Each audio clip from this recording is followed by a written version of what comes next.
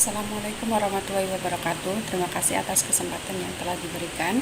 Saya Reni Kurniawati dari Pasca Sarjana Teknologi Pendidikan UIK Bogor akan menyampaikan tentang biorisme berdasarkan para tokoh dan aplikasinya. Baik, kita tahu bahwa behaviorisme itu berfokus pada membimbing peserta didik untuk mencapai hasil pembelajaran yang telah ditetapkan.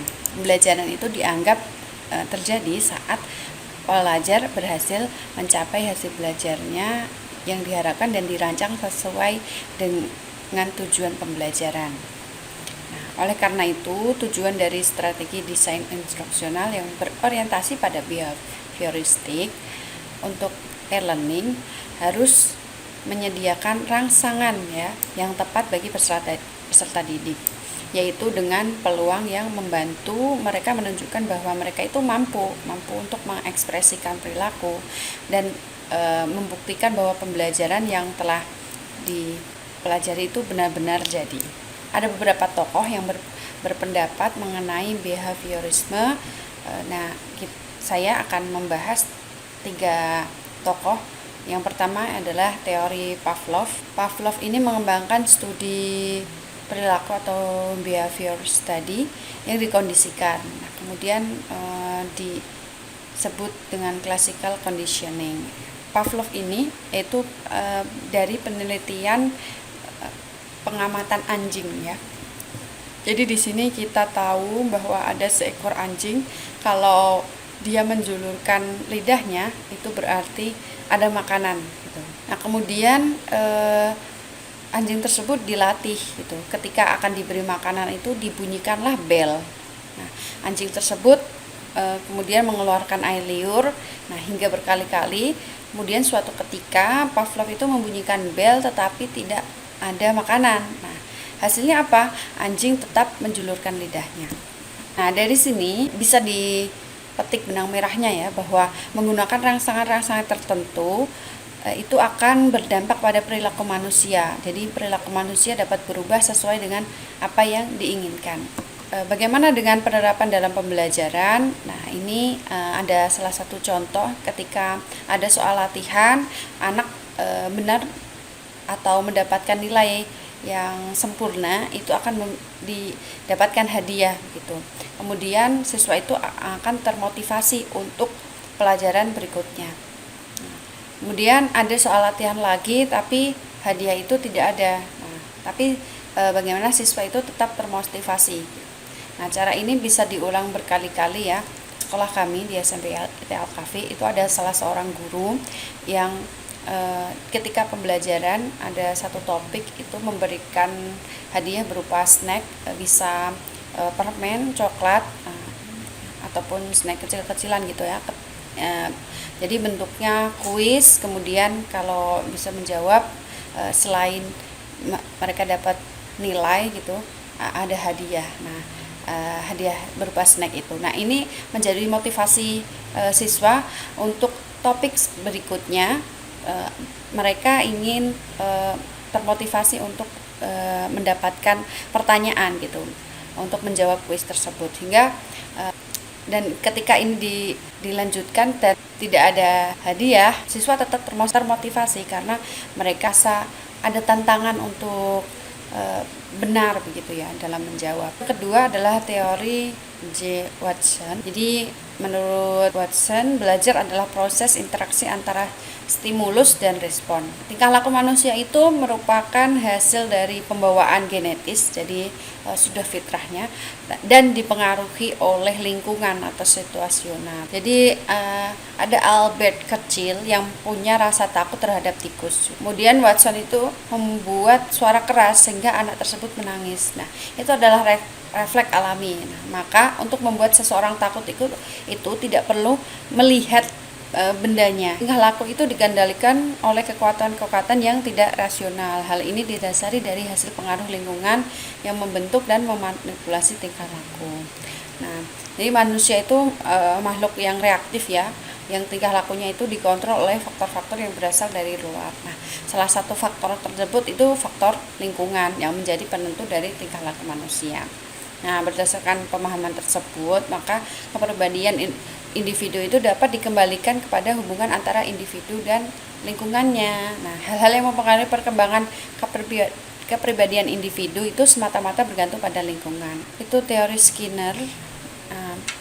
Dari teori ini itu penelitian Skinner box ya. Jadi ada kotak Skinner, di dalamnya itu ada seekor tikus. Skinner itu memperkenalkan istilah baru dalam law of effect reinforcement. Perilaku yang diperkuat cenderung diulang, perilaku yang tidak diperkuat cenderung mati atau dimusnahkan. Nah, Skinner itu mempelajari pengkondisian operan dengan melakukan eksperimen menggunakan hewan yang ditempatkan di kotak Skinner yang mirip dengan kotak teka-teki Thorndike. Ya, ini Thorndike itu salah satu tokoh behaviorisme juga. Skinner itu mengidentifikasi 3 jenis respon yang dapat mengikuti perilaku. Yang pertama itu ada operator netral. Operator netral itu tanggapan dari lingkungan yang tidak meningkatkan atau mengurangi kemungkinan suatu perilaku diulang. Yang kedua adalah penguat, tanggapan dari lingkungan yang meningkat kemungkinan terulangnya suatu perilaku. Penguat dapat berupa positif ataupun negatif. Yang ketiga adalah penghukum. Nah, tanggapan dari lingkungan yang mengurangi kemungkinan suatu perilaku itu diulangi. Nah, hukuman itu melemahkan perilaku. Ini adalah contoh. Contohnya, jika seseorang itu mencoba untuk merokok, dengan konsekuensi utamanya ketika dia merokok adalah banyak orang yang bergaul dengan dia, banyak orang yang menghargai dia gitu. Maka kemungkinan besar seseorang itu akan senang atau akan mengulangi perilakunya, yaitu merokok. Tapi jika seseorang itu merokok dengan konsekuensi bahwa dia akan dihukum, diskors bahkan, maka seseorang itu tidak akan mau merokok atau menjauhi. Teori Skinner ini ada namanya penguatan positif. Penguatan positif itu memperkuat perilaku dengan memberikan konsekuensi yang menurut individu itu bermanfaat. Nah, misalnya jika guru itu memberi siswanya 5.000 itu setiap kali siswanya tersebut menyelesaikan kerjaan rumahnya, nah, kemungkinan besar siswa akan mengulangi perilaku ini di masa yang akan datang, sehingga memperkuat perilakunya untuk menyelesaikan pekerjaan rumah. 2 itu ada penguatan negatif. Jadi penghapusan penguat yang tidak menyenangkan juga dapat memperkuat perilaku. Penguatan negatif ini memperkuat perilaku karena menghentikan atau menghilangkan pengalaman yang tidak menyenangkan. Nah, misalnya jika tidak bisa menyelesaikan pekerjaan rumah, nah siswa tersebut harus memberi uang kepada guru gitu ya, 5.000. Maka siswa akan menyelesaikan pekerjaan rumah tersebut untuk menghindari dia membayar sebesar 5.000 tadi ya. Nah, sehingga memperkuat perilaku untuk menyelesaikan pekerjaan rumah. 3 itu hukuman. Nah, hukuman ini dirancang untuk melemahkan atau menghilangkan respon daripada meningkatkannya. Nah, misalkan menurut sini itu ada hukuman ketika siswa datang terlambat ke sekolah, maka dia mendapatkan hukuman yaitu push up. Namun masalah yang muncul ketika adanya hukuman yang pertama itu perilaku yang dihukum itu tidak dilupakan. Jadi dia akan selalu mengingat-ingat kalau dia tuh pernah terlambat gitu. Kemudian menyebabkan peningkatan agresi. Jadi agresi itu tindakan atau perilaku baik bisa fisik maupun verbal yang dilakukan dengan sengaja dan terencana dengan tujuan untuk menyakiti, merusak ataupun menyengsarakan orang lain ya. Jadi hukuman ini ya identik dengan menyakiti orang lain gitu kan, merusak. Nah, yang ketiga adalah menciptakan rasa takut yang dapat digeneralisasi ke perilaku yang tidak diinginkan. Misalkan karena kalau datang terlambat itu akan di push up, ya mungkin anak-anak bisa berpikir ya sudah nggak usah ke sekolah saja gitu, daripada saya dihukum seperti itu ya. Nah, yang keempat itu tidak selalu membimbing ke arah perilaku yang diinginkan. Jadi ketika diberikan hukuman, maka kita tidak bisa meningkatkan hal-hal yang positif yang ada di diri anak tersebut. kita hanya fokus pada kesalahannya. Jadi modifikasi perilaku itu seperangkat terapi atau teknik gitu berdasarkan pengkondisian operan. Nah, prinsip utama dari modifikasi perilaku itu terdiri dari perubahan peristiwa lingkungan yang terkait dengan perilaku seseorang. Nah, yang pertama itu ada token ekonomi. Nah, token ekonomi itu sendiri itu sistem di mana perilaku yang ditargetkan itu diperkuat dengan token atau penguat sekunder dan kemudian ditukar dengan hadiah sebagai penguat utamanya. Nah, token ini bisa dalam bentuk uang palsu, kancing, chip, stiker dan lain sebagainya. Nah, sedangkan hadiahnya bisa berkisar misalkan makanan ringan, kemudian keistimewaan aktivitas, misalkan bisa mengunjungi salah satu objek wisata begitu. Nah, kalau token ekonomi ini di sekolah kami ya sudah menjalankan ada token ekonomi dalam menjaga kebersihan kelas ya. Jadi tim sekolah itu menggunakan token ekonomi di sekolah dengan memberikan stiker kepada kelas yang bersih gitu ya, bersih, rapi dan wangi. Nah, stiker ini ada stiker yang bintang untuk kelas bersih, rapi dan wangi. Kemudian ada stiker yang jempol terbalik. Nah, ini diberikan setelah pembelajaran sudah selesai, ketika masing-masing guru piket itu menginspeksi gitu ya, apakah kelas tersebut sudah bersih, rapi, wangi. Nah, ketika sudah masuk kriteria tersebut, maka kelas tersebut akan mendapatkan bintang. Nah, selama 1 bulan, selama 1 bulan dijumlah masing-masing kelas. Nah, kelas yang mendapatkan stiker bintang terbanyak maka dia akan mendapatkan voucher berupa paket mie ayam gitu ya. Adalah jadwal penguatan. Jadi Verster dan Skinner menemukan cara yang berbeda untuk memberikan penguatan dan menemukan bahwa hal ini itu berpengaruh gitu.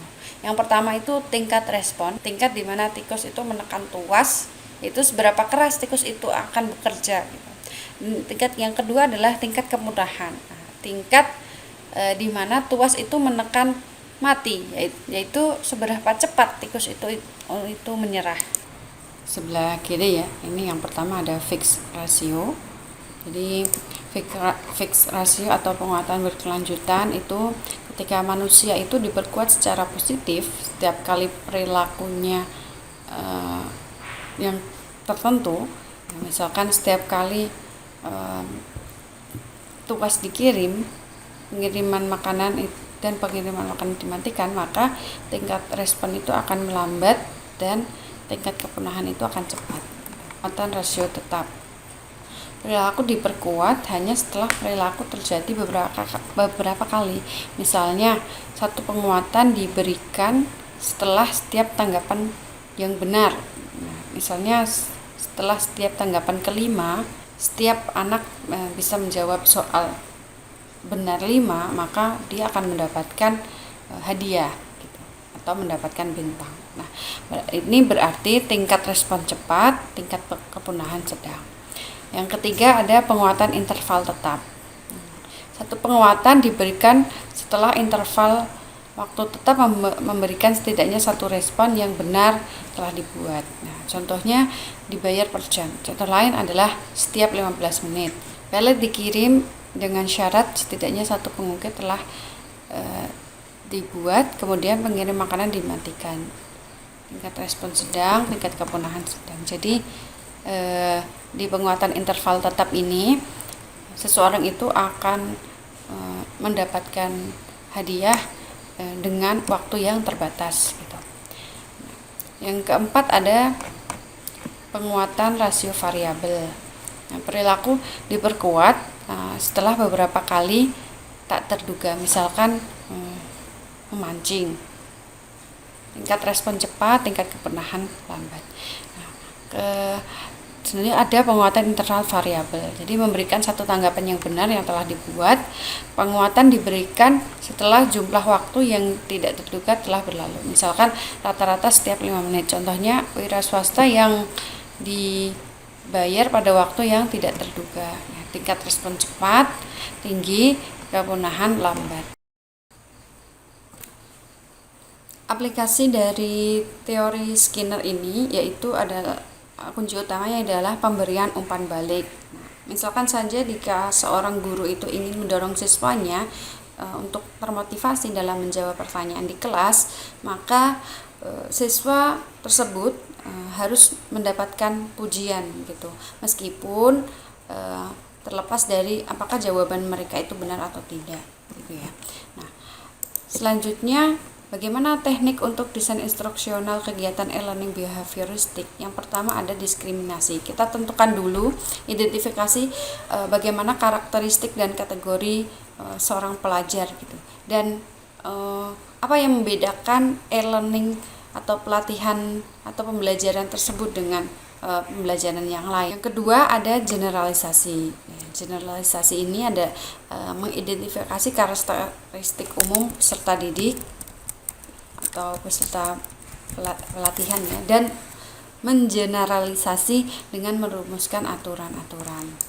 Jadi mengajar melalui contoh didasarkan pada pendekatan induktif dalam menyajikan konten e-learning.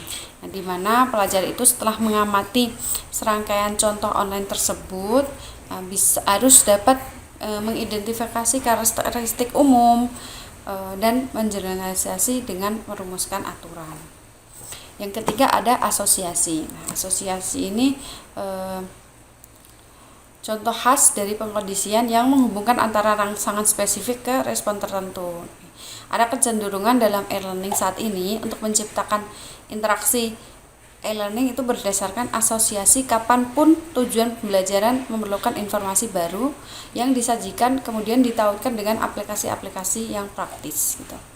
Nah, menyajikan informasi dalam konteks yang membantu peserta didik menciptakan asosiasi. Nah, ini berarti bahwa setiap kali pelajar atau peserta didik menemukan informasi yang sama, nah mereka sudah tahu apa yang berkaitan dengan hal tersebut gitu. Nah, meskipun di dalam pendekatan behavioristik itu menganggap bahwa asosiasi ini itu sebagai tugas latihan, nah, otomatis, nah bukan sebagai proses kognitif ya yang diterapkan dalam desain instruksional e-learning. Nah, yang keempat ada rangkaian. Jadi ibarat seperti sebuah rantai. Jadi kinerja otomatis peserta itu pada prosedur tertentu dengan langkah-langkah yang telah ditentukan. Jadi intinya di dalam pembelajaran itu harus langkah-langkahnya jelas. Nah, berikut adalah contoh dari pembelajaran menggunakan teori behavioristik. Yang pertama itu pembelajaran itu dipimpin dan dirancang oleh guru, kemudian adanya pengulangan, yaitu pengulangannya berupa latihan dan latihan. Nah, pembelajaran itu dapat diukur dan ditentukan tujuan pembelajarannya. Kemudian ada sesi tanya jawab. Nah, ini adalah stimulus dan respon, dan menggunakan umpan balik.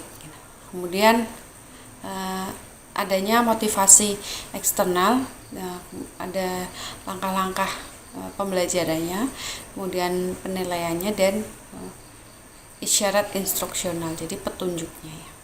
Yang tidak kalah pentingnya di dalam penerapan prinsip behavioristik ini adalah gamifikasi. Jadi pembelajaran e-learning berbasis game gitu. Jadi penyajian materi pembelajarannya itu dengan menerapkan elemen desain game secara menghibur agar dapat memotivasi dan melibatkan penonton selama proses pembelajaran. Nah, terkait gamifikasi di sekolah saya ya, itu ketika pembelajaran e-learning tidak hanya guru yang menyampaikan materi, tetapi ada siswa yang juga ikut, jadi ada pretestnya dengan cara gamifikasi menggunakan aplikasi-aplikasi yang ada, yaitu salah satunya yang sering digunakan adalah quizzes. Nah, kemudian untuk salah satu agar pembelajaran menarik, menunjuk salah seseorang siswa itu menggunakan wheel of name. Nah, jadi ketika di pembelajaran online kita ingin memanggil anak atau menunjuk anak gitu kan untuk menjawab pertanyaan agar lebih menarik di dalam pembelajaran online tersebut, kita bisa menggunakan wheel of name ini. Tinggal ketik saja di Google begitu, wheelofnames.com. Nah, kemudian kita masukkan data nama anak-anak, kemudian tinggal diklik tengahnya, kemudian akan berputar sendiri ya, dan maka akan tertunjuk nama anak tersebut. Nah, ini di pembelajaran kita sangat menarik ya. Jadi anak-anak pun ketika di Zoom meeting di dalam pembelajaran online, mereka termotivasi untuk standby gitu. Demikian presentasi dari saya. Kurang lebihnya mohon maaf. Terima kasih. Wassalamualaikum warahmatullahi wabarakatuh.